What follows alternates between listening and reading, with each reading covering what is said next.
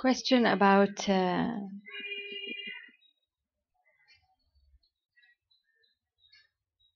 knowledge.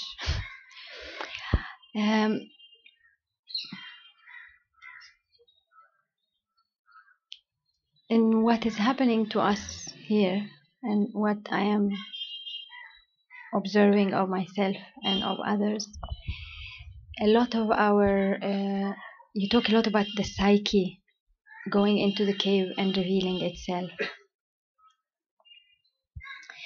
And as a trained psychotherapist for the last 20 years and working with the psyche, and as a coach right now, I see that a lot of these patterns is what happens in the sessions. Like, people go through their psyche, that's what they come for, and the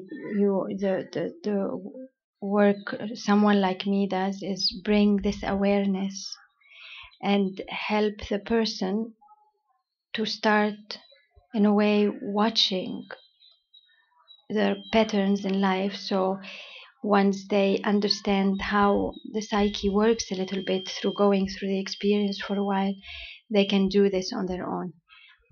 And I cannot stop asking about if you can tell us something about this, because I have undergone the psychological process, and then I started with the spiritual process, and I can feel a difference. There is no doubt, otherwise I wouldn't be here.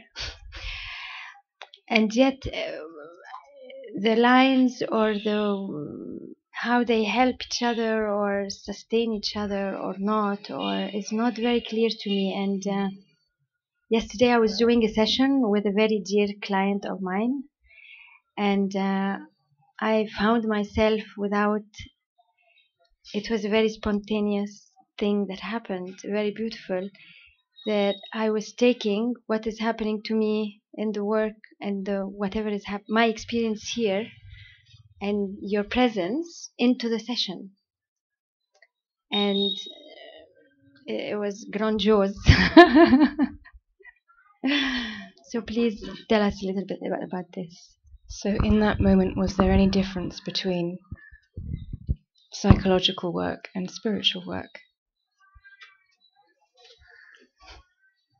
No. It's one process. It's all you. But yes, you spend many years digging into your psychology, and that was your first step along this journey. And then you went even deeper to find the one that's aware of all of those details of your psyche. Awareness itself. The vast silence that contains all of your details. It contains all of the yous. From that deeper position, then you can really dig. Then you can really see what's still in limitation. It's not cerebral digging. It's not cerebral digging. Mental. Okay. You are a vast intelligence.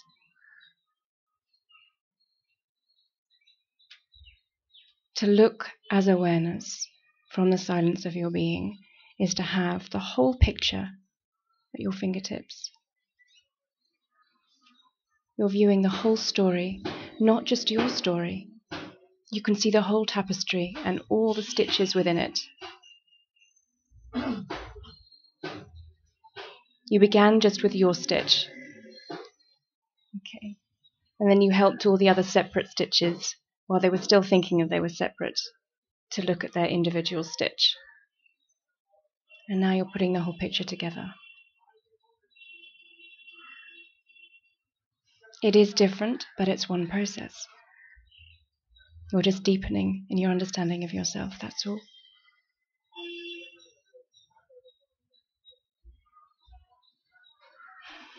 Thank you.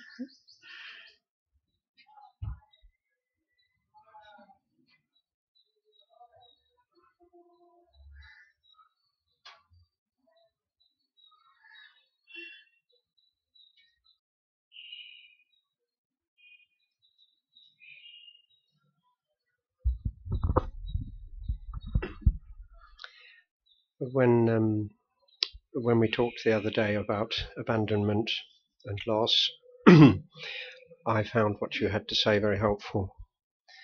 And in the hours that followed, it was as though an enormous weight was shifted from my shoulders, and I felt much lighter since then.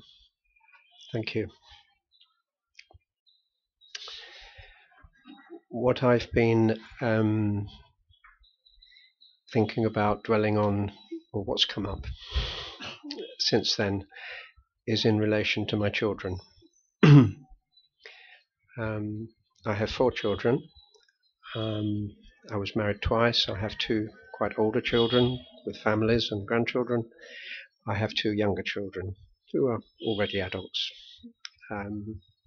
I feel very blessed, and I was very grateful that I had a second chance to do a better job in a way, and be more involved. And my children, all my children, are connected and friends with each other. I retired recently from work. I was also a psychotherapist.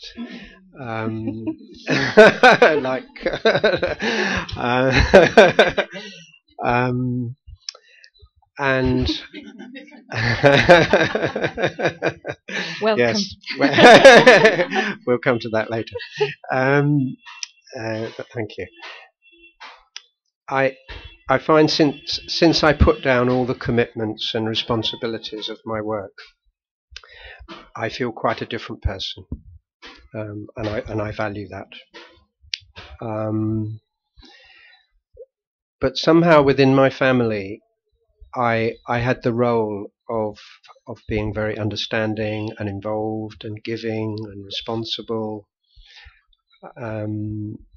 I like to think that's helped my children establish themselves in life. We get on, but it's a little bit kind of matey, and a little bit when we're together, it's as though old patterns come back, old family patterns, where things are relatively superficial and things aren't talked about too seriously. And I feel I'm somehow not recognized by my children. I feel I'm not sure that they're really interested in me, in my journey. And I feel a loss, and I don't want to burden them. I don't need to. I have friends for that and groups and so on. But it's as though there's at the moment anyway, not a very strong connection around the fact that I'm really living from a different part of myself now, and I feel almost creating a new identity, which I feel much more comfortable with in myself. Why would you need to be understood?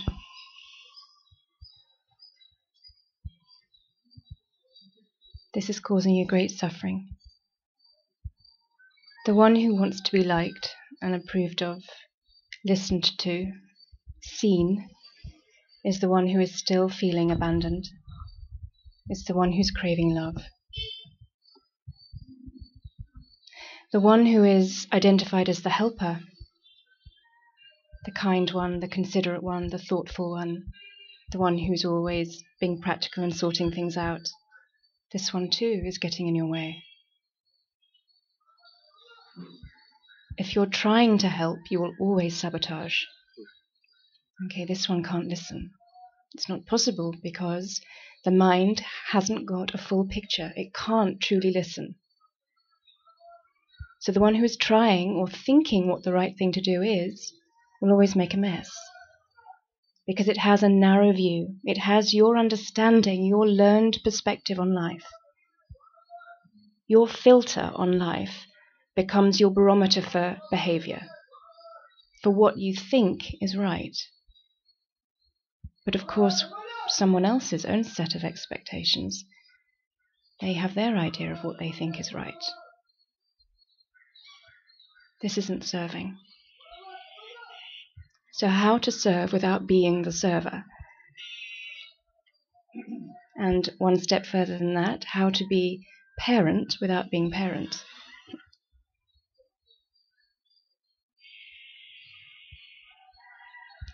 There is no mother, there is no father, there is no son, no daughter, no friend, no child. Find the you that contains all of those aspects and see if that you needs recognition. I think it's how to. I engage with what you're saying very much, very much. To some extent, I know that. I think it's how that plays out in daily life and in everyday interaction. Yes. As I say, it's a kind of. I don't think I feel I take responsibility for my needy side. I don't feel I burden. There's any sense of me wanting to burden my family with that. There's a sense of, aren't you interested in what's going on for me? Yes, I know. And part of it is also when you begin that journey to the heart, the discovery is so pure, so wondrous, that there is a moment, a stage, if you like, of wanting to share it with the world. Can you not see this beauty? Hold back. Yes, no one wants to hear it until they're ready to hear it. Do you see? Yes, I'm not trying to be a missionary about it. I'm not trying to persuade them that this is the way forward for them too. No, but you are trying to be seen, and it's the Trying same to be seen, and it's the same impetus. It's very natural. It's part of the mind's journey, part of its collapsing. But you said something else interesting. You said a new identity has been formed, and you like it. This too needs looking at. This one too has to go. Very quickly when we begin the inner journey, that new identity, the spiritual one, the seeker, becomes our new frame of reference, something else to hold on to. In the beginning it's necessary. Yes. Because everything is on shaky ground. And so therefore one has to hold on to something initially, but don't hold on continually.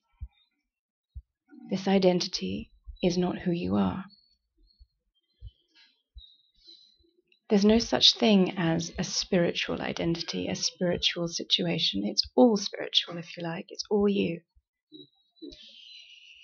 Work, home, play, family. The mind wants to separate and categorize. But your point is how to be that in every moment. Okay, and it's in the detail. Each of those interactions on a daily basis. Who is speaking? Who is moving? Who is doing? The one who is trying to be good. You are goodness. How do you know goodness? Coming from here. The microphone. Coming from here. Okay. You can't think goodness. This is the knowing that you know without knowing how you know. This is wisdom. So therefore, you can feel when goodness is not emanating in your being because it actually hurts. It feels very uncomfortable inside. So now you can catch yourself. The one who wants to be seen by their children, okay? When that feeling comes of wanting to share, wanting them to understand where you're at, yes, no one can understand you. No one will ever understand you.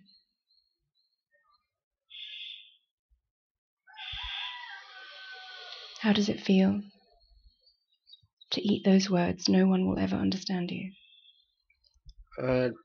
It's painful. There is a sense of loss around that.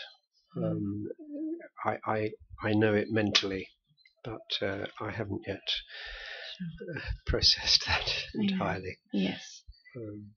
So when you look from here, feel the space between hand and chest.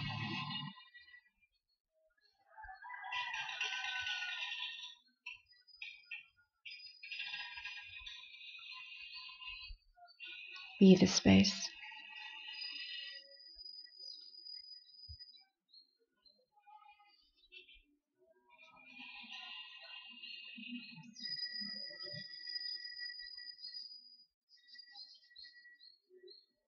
And when you're ready, open your eyes and let space look at me.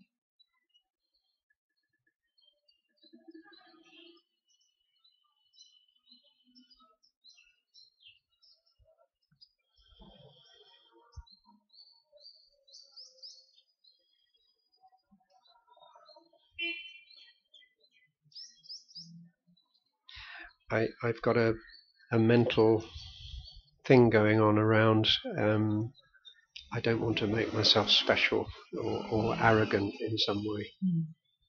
Is space feeling special or arrogant? In itself, no. Okay. So stay in itself.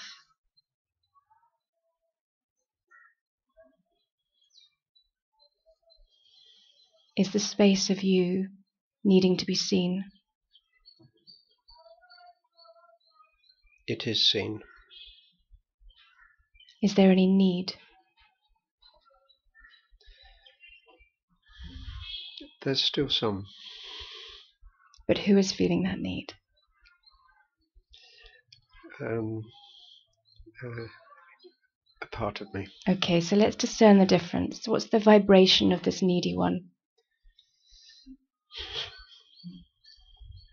That's the abandoned child that will always be there. Is there a difference vibrationally between this needy sense and the space of your being? No. Yes, sorry. Okay. What is it? What's the difference? The vibration here feels more integrated, more authentic, Okay. more whole. So, you're discovering the authentic you. This you needs no approval.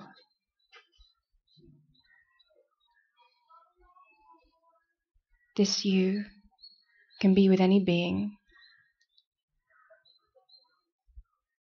untroubled, eternally.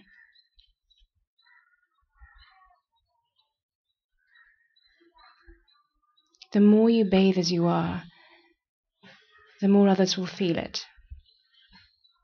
It's unavoidable. Okay. Vibration is felt. You are vibration.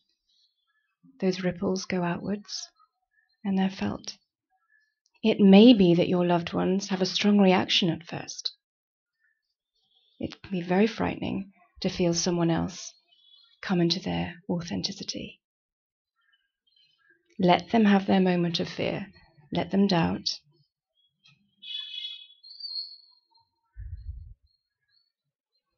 You are teaching in a way that you could not possibly teach with the mind, simply by being as you are.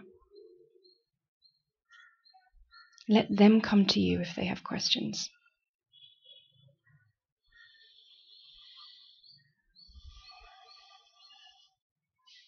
And then, if earnest, sincere questions come, words will come from you spontaneously.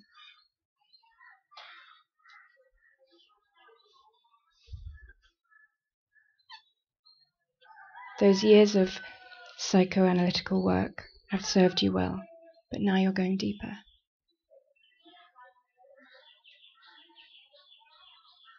To the silence beyond your psyche.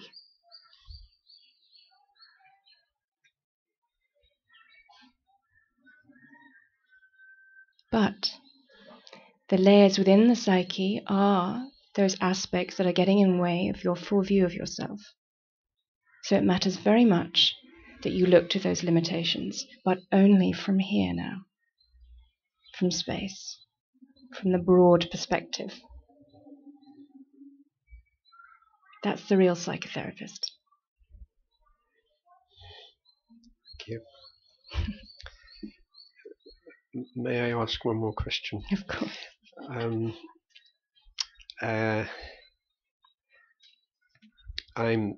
Because of my work, I know all about holding, and I'm very respectful of how you hold things here. Very respectful. I have some curiosity about what you do for your own support in the human form that you inhabit, or whether your support comes purely from what you've become awakened to. I am that support.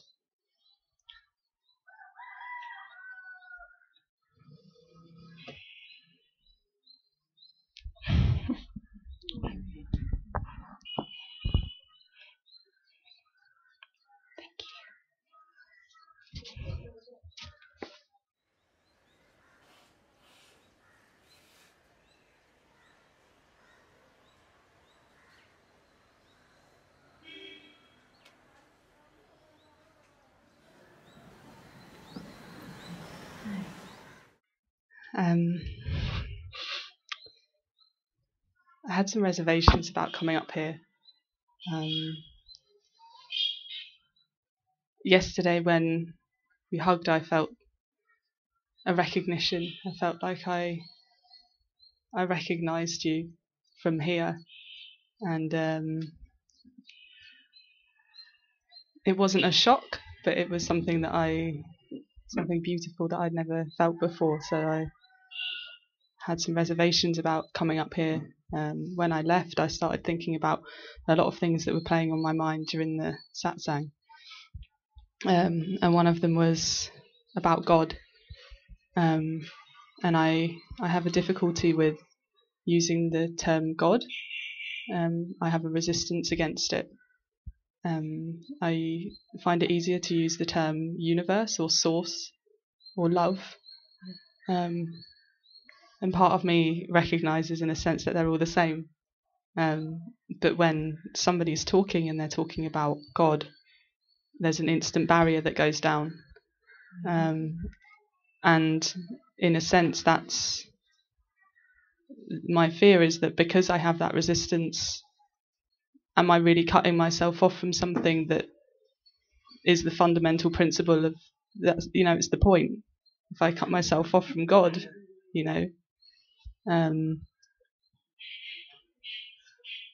it's something that I was talking to my friend about it yesterday, and I was really I had so much resistance. And if I talk about God, does that mean I'm part of a religious institution and I don't want to be part of that? But at the same time, I understand that God is love, and love is God. And when I feel this love, it's the same as emptiness, but not in a negative way. But it's empty, and there's no attachment. There's this kind of plateau of acceptance.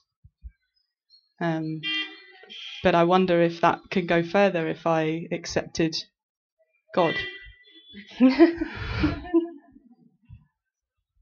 Yes. What is seeing in yourself, though, to look at yourself in such a way? Can you be willing to have a completely blank slate, to not know anything about anything anymore? To walk into that classroom, love's classroom, and say, okay, I'm all yours. I know nothing. I just I feel that I can do that, and when I put myself in that place, I feel it feels light. The part of me that is fearful wants Sangha. I want somebody to share it with, and it's a scary place to be in, to not know who you can be with in that. And maybe I don't trust myself enough that I can be with myself, and just that's enough. To go back to what you were saying about God, okay. The collective conditioning is very deep, yes. And you don't have to even dig very far to get to the root suffering, that sense of absolute abandonment, of loss, that you've been let down by the big parent. Okay. On top of that, there is your conditioned understanding of what God means in a worldly sense. And for the last number of years, that has meant a very dominant spiritual authority. And for the last part of our story, largely a male spiritual authority. So you've got all of those layers. You've got male and female story tied up in the psyche. There's nothing bad here. No one did wrong. This is part of a grand evolution. Nonetheless, these are your layers to look at. These are the collective layers to look at. What misunderstanding is in me? Allow that there is resistance, okay, to this word. Resistance can be there. Yet, yesterday you say, you had a moment of recognition when we were hugging that you've not experienced before, but you knew it. You haven't experienced it before, you say, but I knew it. That would seem to contradict itself. How can you know something you've never experienced? You know it because it is you. Pure self-recognition. As for calling it the God Self, don't worry about this. These layers of the psyche, of your understanding, will come to the surface one by one, and you can peel them back. What matters is this moment of recognition has occurred. And it will knock you sideways onto the floor. Everything will collapse.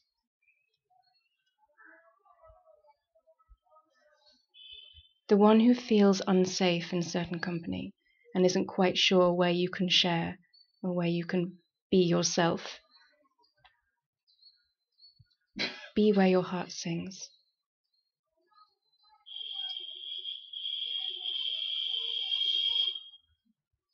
You'll know. If you're in the company where something can be expressed, you'll know it. If it doesn't feel appropriate company, it's not that it's wrong, it's just not appropriate for this moment. The one who's feeling unsafe is being uprooted. This one is identified as this person, as this female. This is my life, this is my story. I am separate from all the other beings. Of course you feel unsafe. Every identified mind feels unsafe.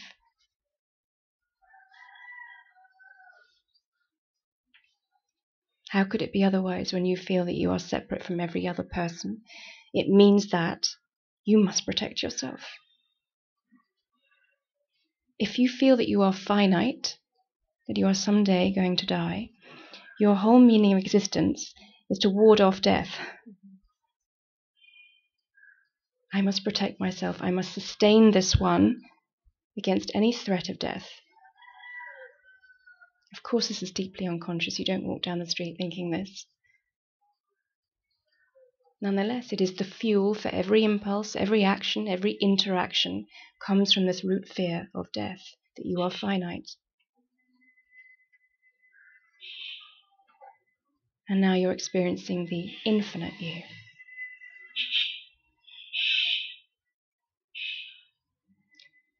Right now, when you look at me from here, is it possible to feel as if your eyes are in the center of your chest? Okay. Yes. Right. Can you look from here? Is there any concern about the God word?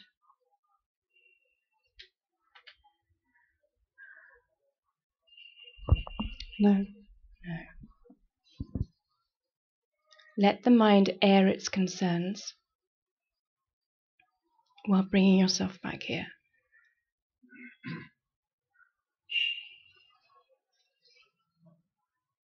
Eventually, those concerns just let loose their ties. There's nothing to hold on to anymore. But I have to say that having tasted yourself, the pure self, the little mind self is now going to come up and fight you. It's going to demand its own space. This is me. I am different. I am special. I am unique. Again, let it voice itself. And you can do that safely when you are where your heart sings. And when you're around other people and you want to be in that space and you want to sing from your heart and come from this place, and there's resistance from their part, you can see that they're hurting, and you can feel that they're hurting, and you feel very much part of them. It's very difficult to stay in this place and to not let that little person get involved in crawl into this space as well and try and be part of the connection you're having with them. There'll be no true connection, as you call it, until you're here.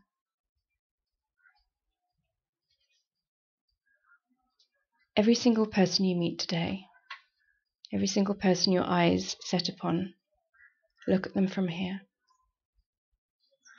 See how it is. If words are to come, let them come from here. In the tiniest circumstance. And not just the people. Look at the cows from here. Look at the cars from here. Look at the noise from here.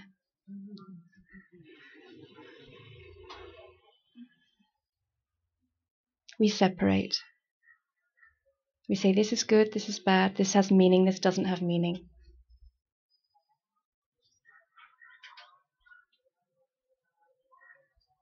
You won't know what to say with any being until you know what to say. Okay. You can't anticipate. If you're trying to help someone, is like the question from before, it will always sabotage. Because the mind does not have a full picture. It can't possibly grasp. Because it has a linear, narrow view. Okay. It is blinkered. It's not wrong. There's no judgment in that statement. It's simply not the vastness of you.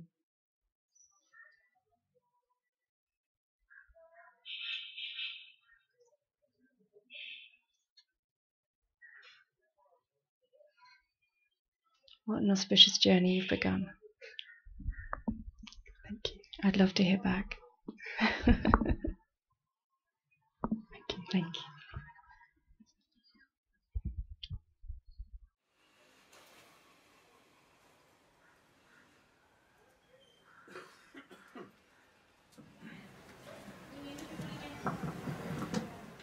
Hello, Saraswathi Ma. Hello. I'm communing with you from a place that's very awesome, and I appreciate it. It helps my awareness to remember and to push the mind in the back, but the stuff still comes up. My question today is, I've been very fortunate to meet people like you. Satguru, a mother, and a powerful guru who I feel the presence of like I do with you. I've been getting a lot of this lately. India has been a psychic smorgasbord for me. Things are happening to me here that I just cannot believe.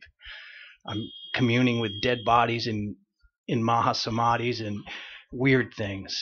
But the thing that came up for me is these powerful people who channel into me, and I can feel them inside me, are telling me, all three of them are telling me, that I have to have a pinpointed devotion to one thing to get to my next step.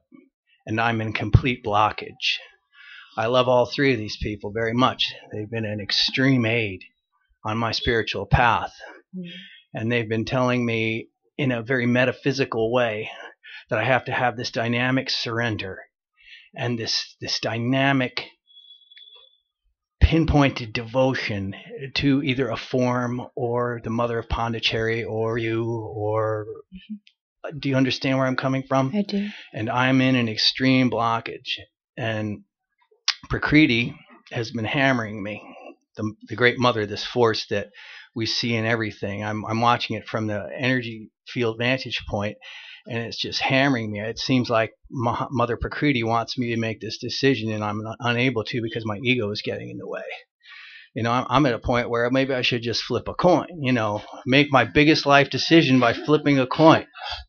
And I'm like, well, I really don't want to do that because that could really destroy my path. So my question is to you, am I just going to have to continue to have faith and hope that the Mother, the Prakriti force, the awareness will, and it's from here as you're speaking, will it give me the answer? Because right now my ego is in great resistance, and I seem to be being pressured by the Prakriti force, by the Mother force, to dive in deeper into this field of being. But I'm being told to dive in through this pinpointed devotion, this dynamic surrender. And I can't do that. I can think in my mind that I can do that. Yes, I'll surrender. I'll do it right now. You know, like that. You know, you sit there and it's a joke because it's coming from ego and mind. But I'm willing. I am willing to do this dynamic surrender, but I don't know how. Okay.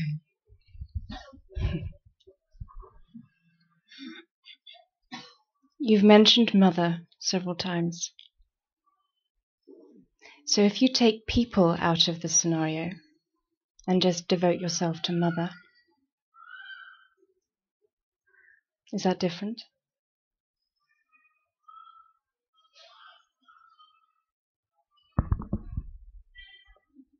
When I do that, I'm devoting myself to something that has no body, something that is an awareness that I relish most deeply and have been worshiping for 24 years. I didn't even know what it was, but it grows very slowly, oh so slowly. And I've been plugging along, doing my meditation, my sadhana, my satsang, my reading, but something I know in me has to dynamically surrender to this beautiful force that keeps my aspiration high. Okay. Devotion is a transcendence of will. It is the spontaneous occurrence of self-recognition.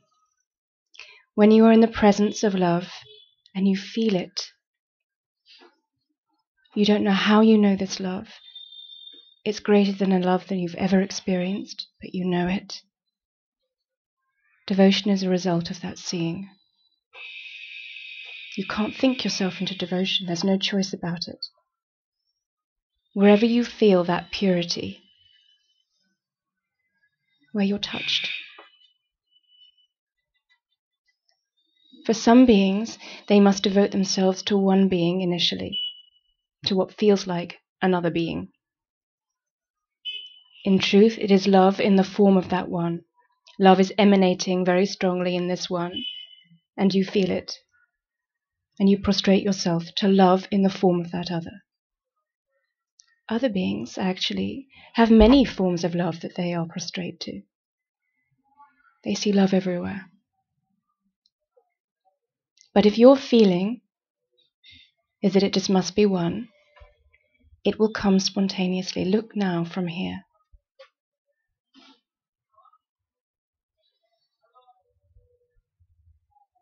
What do you feel? The great pulsation of the unmanifest force. It's Okay. unmanifest. I'm not putting it onto a person. Right. Existence itself. Yes. Right. but I've said in the Gita that the Bhagavad Gita says that it's very difficult to focus devotion on the unmanifest creation. But it can be done, but very, very hard to do, which is where I've been for many years. Okay. It's not something you can follow from a book. You can't go and surrender yourself to someone, to a teacher, because a teacher is saying that's what you have to do. It has to come absolutely because there is no choice about it. To place yourself at the feet of the teacher has no choice in there.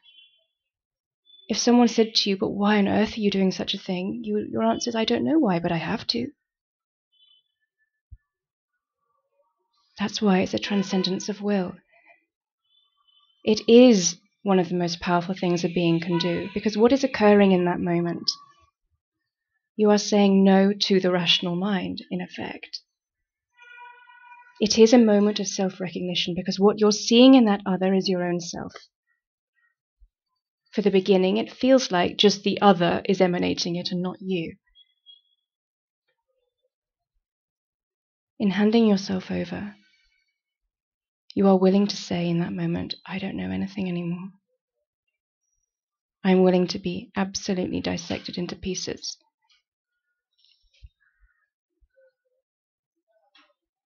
But who is chiming here? Where do you feel that love emanating?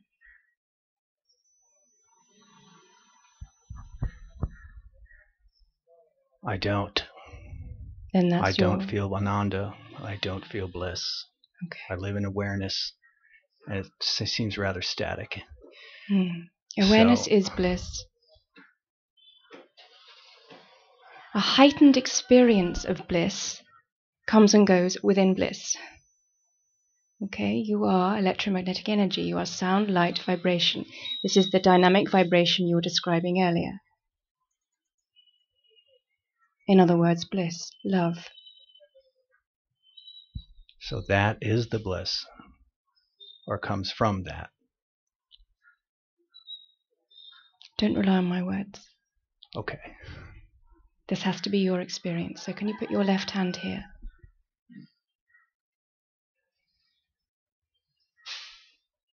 Okay, just feel the touch there. Very simply.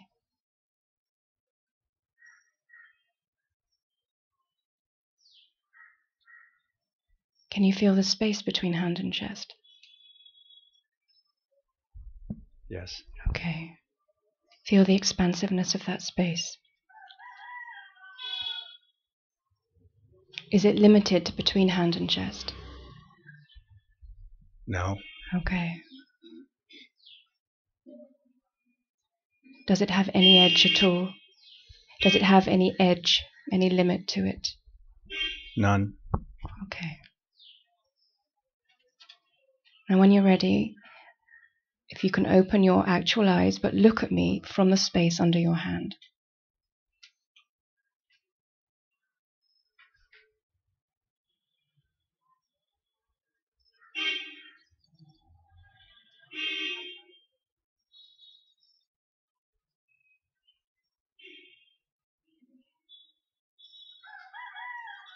How is it to look from here? Is it possible? No. What happens in you? The mind gets in the way. What happened? What did the mind do? Well, I'm sitting in front of a crowd of people. Okay. That's what it's doing. Right. Fear. Sure. Little anxiety, not fear, but anxiety. Okay, good. So now we can dig it up and see what the specifics are of this mind. So fear came, fear of being watched by everyone in the room. You're really on the hot spot now. You've got to get it in front of all these people. Or get out of here.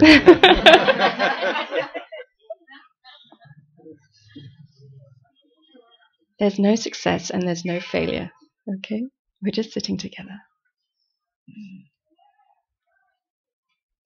Can you feel as if your eyes are here in the center of your chest?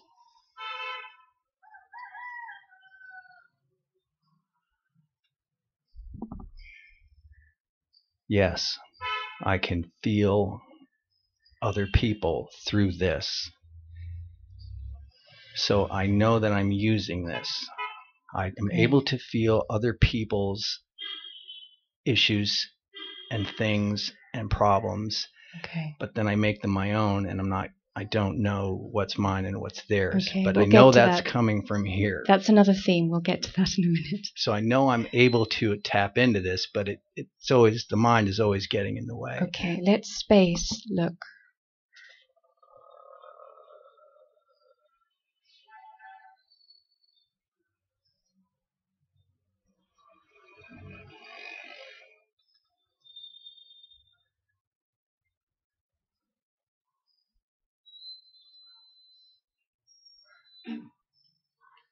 The body-mind is still functioning. Much is going on in it. Okay. Visual seeing is happening. Listening is happening. As you're visually seeing me right now, can you let space see instead? Don't think about it.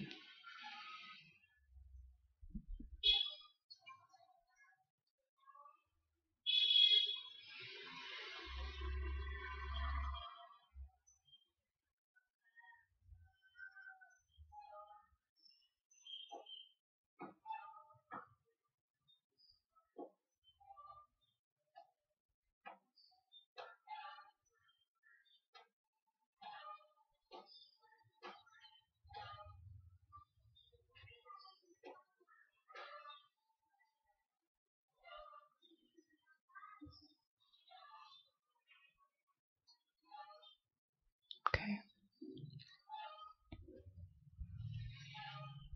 Does it feel any different? Yes, I just forgot what we were talking about.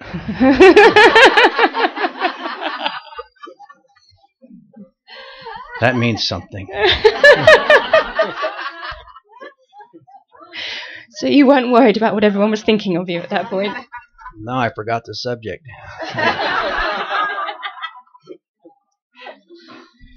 That's complete presence. Presence isn't forgetting. Presence is containing everything.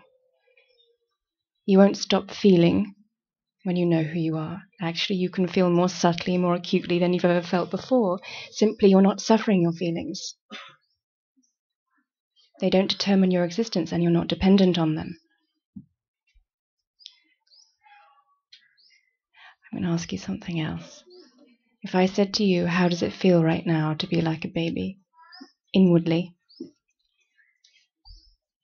Is that possible?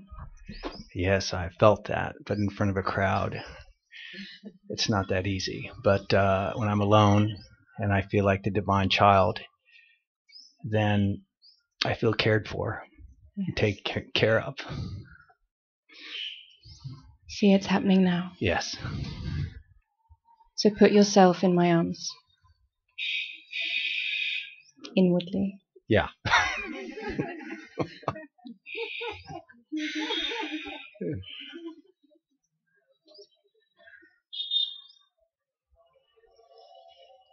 Now you're devoted to Mother.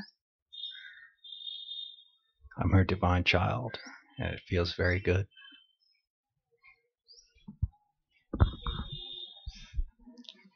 Before you go, there is no need to surrender at this point. Just be that child. It was instant for you. So close. It's so close. No, it's not. It's not close and it's not far. It is you. You are that child in the arms of Mother. And to be that child in the arms of Mother is ultimately to become Mother.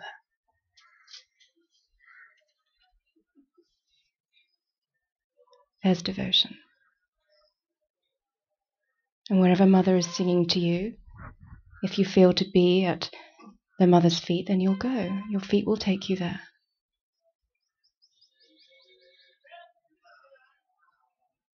But that devotion was instant and inward You actually didn't need to go anywhere. I became the seer and not the seeker. Okay. But don't worry even about labels. Just be that infant, and it all come from there. Wonderful.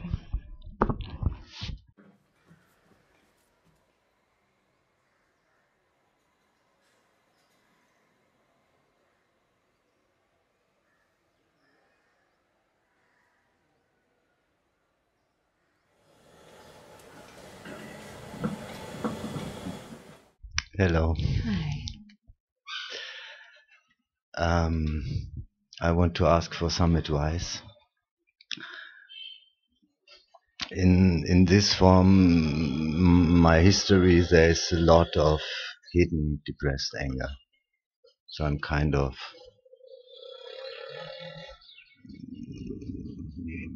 I'm not really physical aggressive in any way, but there's a lot of anger about society, about parents, and about all kind of.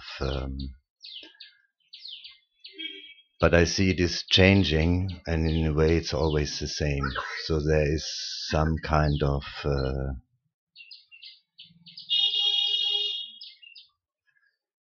There's always some relation in the mind, which like not accepting, not things have to be different, and I know it's not helpful. I know it's kind of my maybe rejecting the world and staying in my small.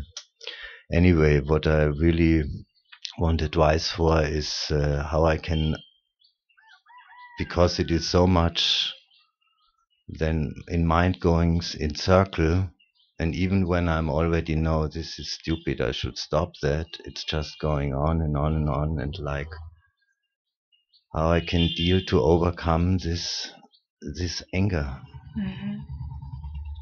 Yes. Many beings are filled with anger, and they don't even quite know what they're angry at. But it's this deep underlying anger that's ruling. It doesn't have to demonstrate, obviously, but it will permeate into everything. But anger is just a misunderstanding of yourself. It's an expectation that hasn't been met. It's the one who can feel let down, hurt, betrayed. It's the one who's trying to make sense. The mind is eternally trying to make sense of what it sees around it, and can't. And so you suffer. In the deepest sense, you are here to make sense of who you really are. But you have your set of expectations on the world, and they'll never be met by the world. You have your understanding of what is right and good from a mental aspect, but deeper than that is really knowing what's right and good. You see, the mind has judgments on the world. That's anger.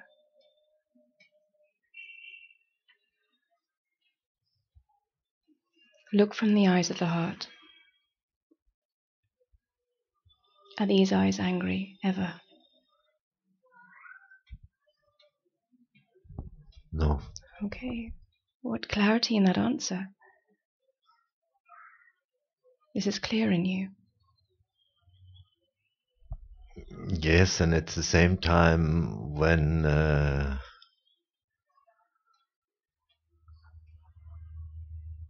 there's many times just this wheel of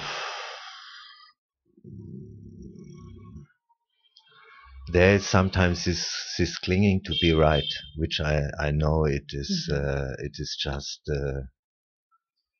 clinging to my suffering because it's just point of view and nothing else. The fact is, you may be in a situation where it's very clear that others are demonstrating misunderstanding. And behaviors can become very dense However, who is the one who is suffering that misunderstanding? Your task as the great parent is to hold that misunderstanding. But love is also a no. It may, and this is subtle to express, it may also demonstrate as firm anger, but it's a different kind of anger. It's very clean. That's love's sword. It cuts through to truth, takes no prisoners, but it's never in judgment. So your task is to learn the difference between your judgmental mind and the discerning heart. For many beings who have stepped out of life, let's say, out of the normal concept of life, there is much confusion in what they see as misunderstanding. Everything around them seems to be untruthful. And there's a period of great confusion and anger at all of this untruth. You have to go through it. I see on my part that there is a lot of things which I'm kind of clear about that I don't want to change. There's no need to change my opinion about it. Mm-hmm. But this clinging to being right and clinging to suffering, and also there is something like not surrendering really from the heart to do something useful. It's just kind of this rejection and standing there in this prison instead of surrendering to something which is helpful. It's not about surrendering to something that is helpful, but giving yourself over to you, to love. But the one who is wanting to be right is holding on to itself. This is the person who has its opinions and its ideas. This one has to be right so that it can demonstrate its existence.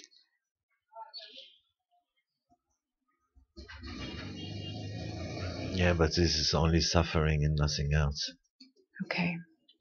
And then you express something else, the holding on to suffering. Human beings use their pain as a shield. We protect ourselves with our shield of pain. And it becomes denser and denser and denser.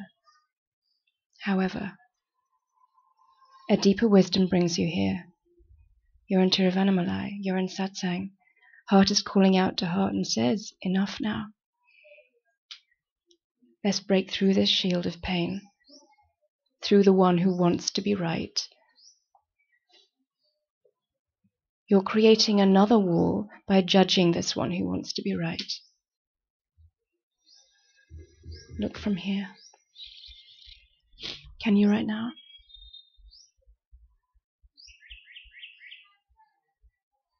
When you look from the eyes of the heart, are the heart eyes judging? No. Are they angry? No.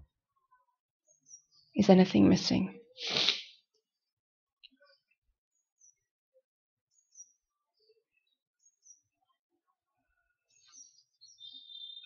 Not really. Okay, so this is your practice. To actually bring your focus back. This is your yes to love. You have to take that little child that's wandering, that errant one, and pull it back in until there's no one left to pull back. It's a shift of your perspective. When you look from here, everything drops. When you look from here, there's contraction. And to look from here to this angry child. Let's do it now.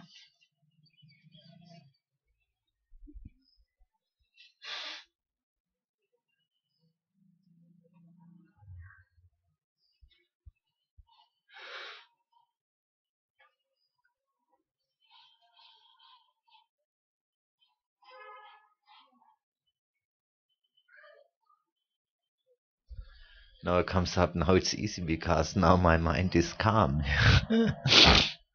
Okay. But when he goes crazy, then it's not so easy. But when you sat down, you were very much hurting with this feeling of anger.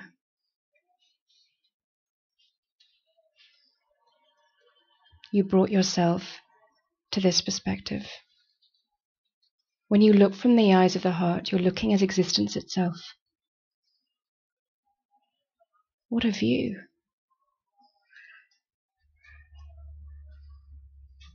Don't limit your view by looking at you from here.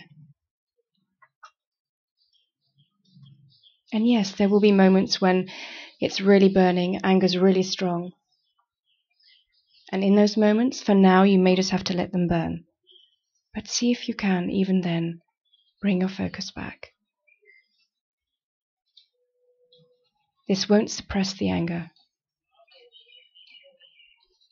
It won't suppress the anger, which was the first thing that you said, that it's an anger that's not expressed fully.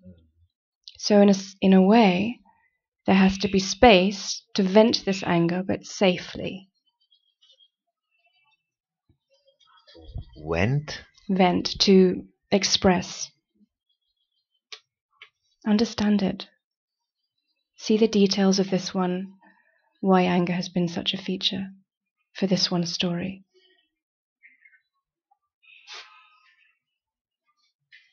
That's why I say when you come to the heart, your tendencies burn stronger than ever before. But you have to be willing to not let them overspill onto others. Take yourself into a field and scream if you have to, beat the pillow if you have to, write it out on a page or come and sit on the cushion.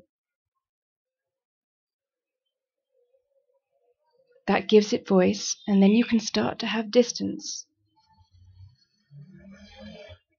It's not enough to say, oh, well, that's just my story, it's not important. It most certainly is important, because if you don't look at it, it is blocking your view and will continue to block your view.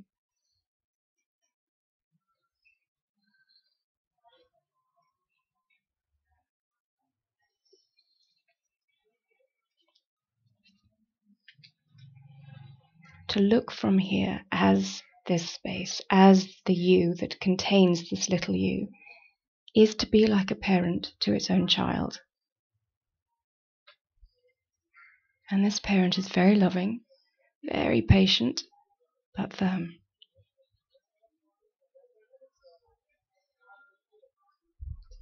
Thank you, sir.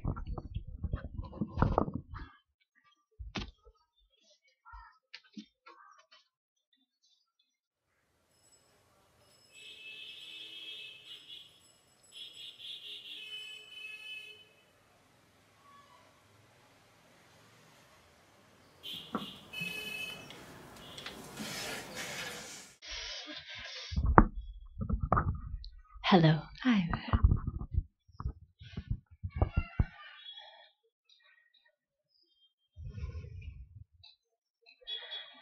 Not so much a question, but just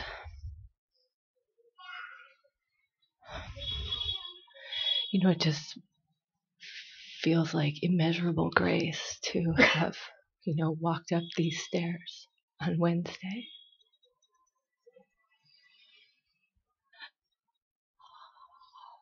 The one who knows has just been falling away and becoming an offering, to the mountain.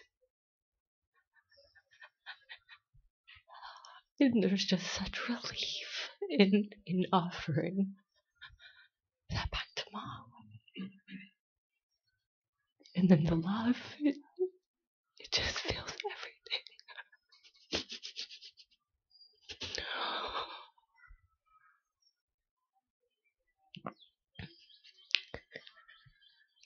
And the words that flow out of the form, just are experienced as the aliveness in this heart, just flowing out like water, just soothing and rounding those still hardened edges. It's just so much gratitude.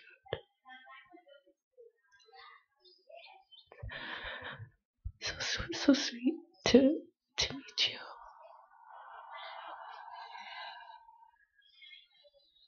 Gratitude never dies. It only deepens. Reverence for myself only deepens.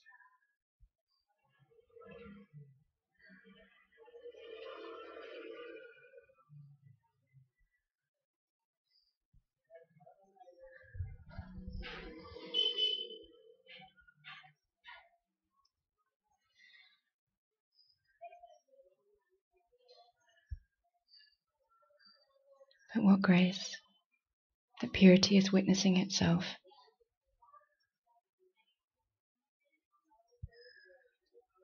The exquisite timing.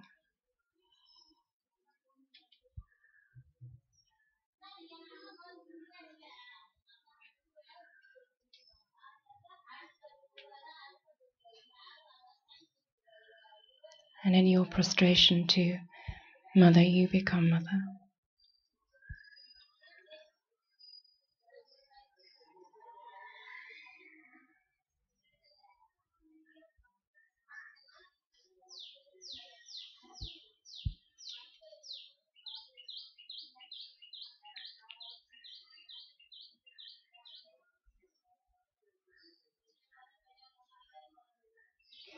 That's a beautiful image you use of the hard edges of stones being softened. That's what it is to come to the heart.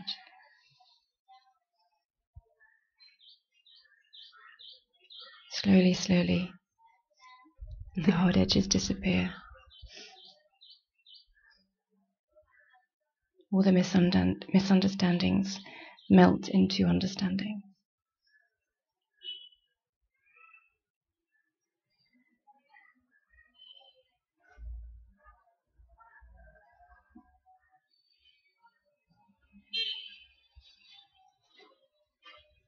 I speak often of active dissection, but the real work goes on simply by bathing in presence.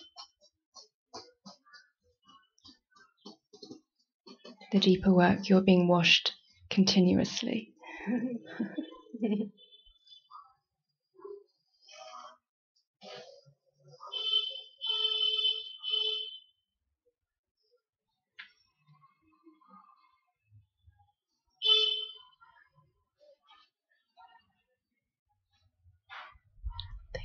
Thank you, Mana.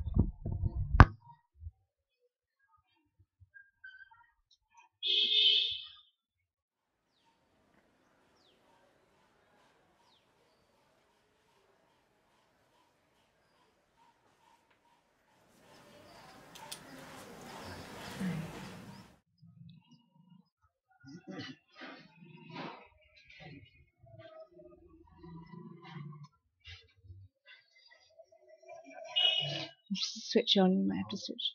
That's it. Hi.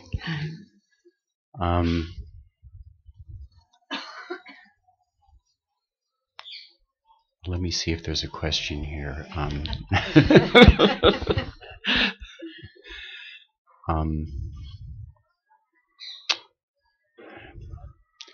My experience is that life is opening me, that there's not much I need to do really. Other than to say yes to whatever arises, whatever someone does, whatever I think, whatever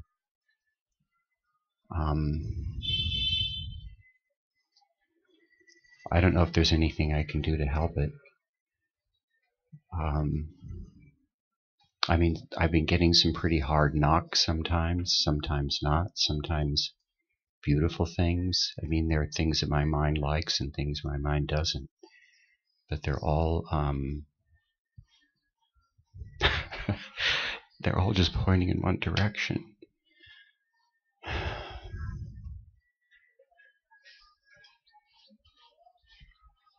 Yes. What greater yes than that? To say whatever comes is taking me home. God is speaking to you in so many different ways, endlessly creative, to get your attention. And sometimes it's very strong, Yeah. Learn to look at life in the abstract. Do you understand what I mean by that? No. No. The mind is very literal. It's very black and white in its understanding. But when you learn to read in between the lines of existence, see the message, what's the teaching, then everything is talking to you all the time. A cloud is talking to you, a tree is whispering to you, an ant is coming to get your attention. It's all you.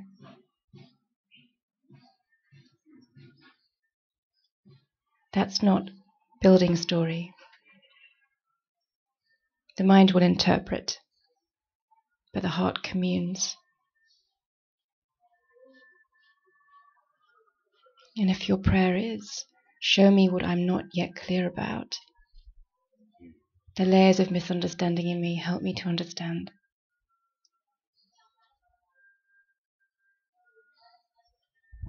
I like that prayer.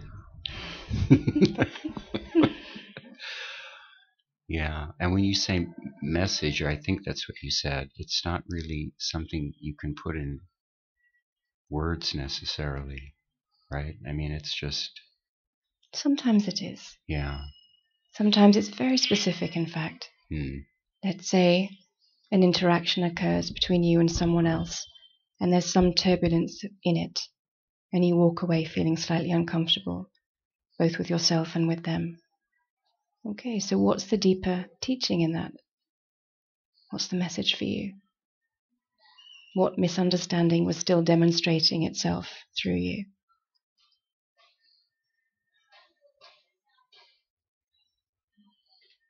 And look at that situation from here, from the broader vision. What would love do? How would love have answered?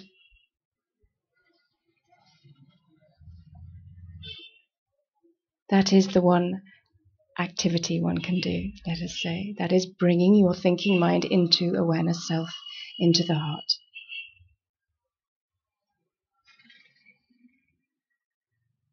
So that whatever life sends, whatever God sends to you, is not missed, not wasted. You can see all the details in the teaching, the message, guiding you home. You know, like I just got jumped on and robbed, 2 nights ago, and that's like, it's been a blessing. It's so weird. I just feel so like it cracked something open. Wow. So you jumped on you and you robbed you.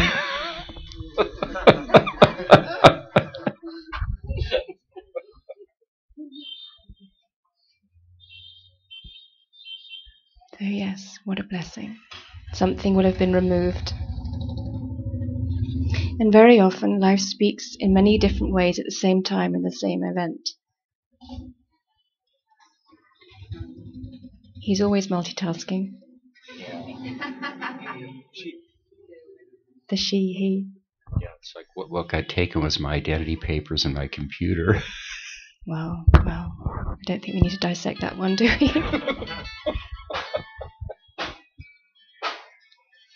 Wonderful.